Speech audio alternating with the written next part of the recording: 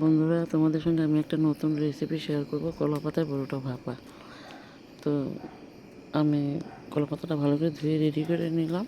এদিকে ময়দা, নুন, রিফাইন্ড অয়েল দিয়ে অল্প অল্প জল দিয়ে দোলটা রেডি করে নেব। তারপর 20 মিনিট ঢেকে রেখে দেব। তো তোমাদের সঙ্গে আমার একটা কথা বলার, তোমরা আমার চ্যানেলটাকে একটু সাবস্ক্রাইব করো, লাইক করো, পাশে থেকো, ভালোবাসা দিও। খুব কষ্ট করে ভিডিওগুলো বানাই, এডিট করতে অনেক পরিশ্রম হয়। যারা জানো তো জানো, আমি তোমাদের কাছে আমি একটাই অনুরোধ রাখছি, আমাকে সাবস্ক্রাইব করে পাশে থেকো।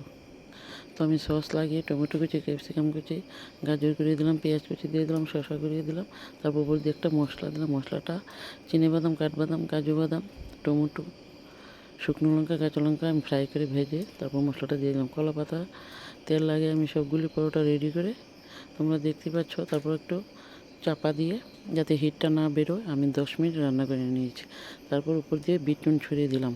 নুনটা আমি আগে দিইনি, কারণ তাতে স্যান্ড চলে যাবে, পরে দিলে স্যান্ড থাকবে, ভালো টেস্টি হয়।